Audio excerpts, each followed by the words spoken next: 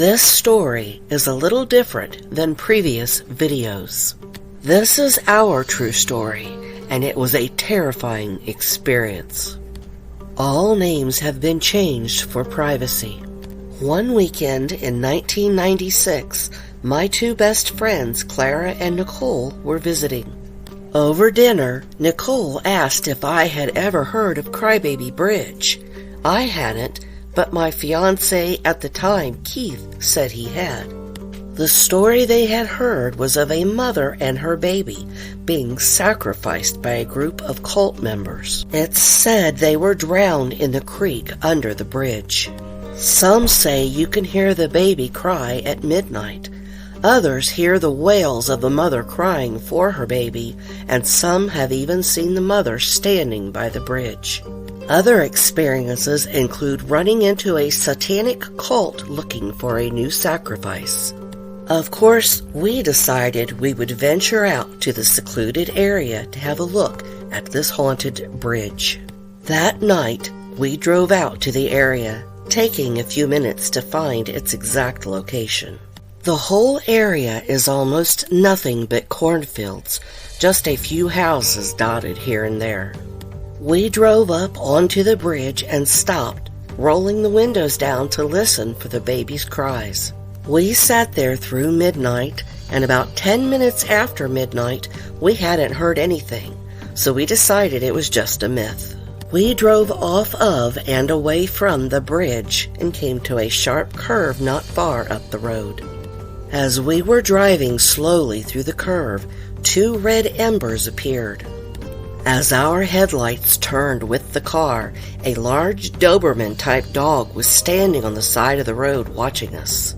The dog had red, glowing eyes, and it didn't move as we drove toward it. After clearing the curve, we were all talking about the dog, and Clara hadn't seen it and wanted to go back so she could see it too. We turned around in the middle of the country road and went back, and there it was, sitting now watching us with those red eyes. Clara gasped when she saw it. We slowly drove past it, the dog's head following us. As we were approaching the bridge, we saw bright lights coming out of the cornfield on our right side, just a few feet up the road.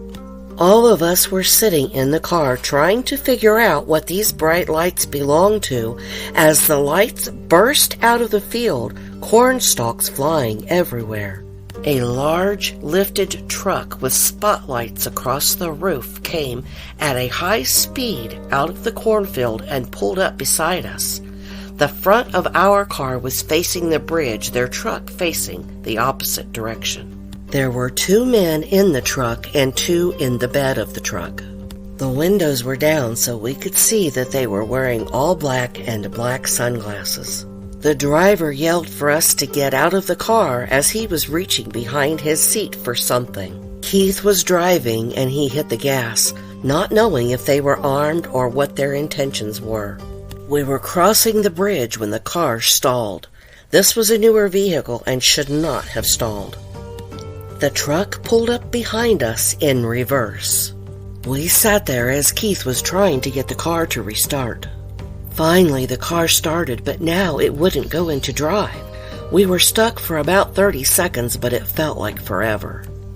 We could see the guys moving around in the bed of the truck as we pulled away. Someone from the truck shined a spotlight at our car as it finally went into drive and we were driving away. The truck followed us at high speeds in reverse. I'm not an expert, but it seems nearly impossible that anyone, or even the truck itself, could drive in reverse, navigating curves and maintaining speeds of 40 to 60 miles per hour. After about a mile and a half, the truck spun around in the road and began following us in the forward direction. Not knowing the roads in that area very well, we just drove until we reached a busier section of town. Once we pulled up to South Charleston, the town closest to the bridge, we were driving up to a road intersecting the one we were on. We were about 20 feet from the stop sign and the spotlight behind us went out.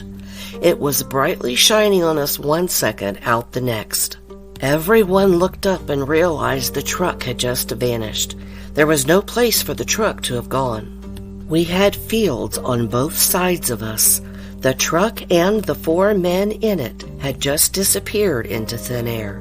It's been almost 30 years, and we still remember it like it was yesterday. While preparing this video, we were looking to see if others had a similar experience and was able to find quite a few strange experiences around this bridge, including like ours. We also found that there are several so-called crybaby bridge areas in Ohio. Thank you for watching. We hope you enjoyed the video. If you've had a paranormal encounter, let us know in the comments. Remember to like and subscribe to Dreamscape Horror's YouTube channel for future videos, as there's much more to come.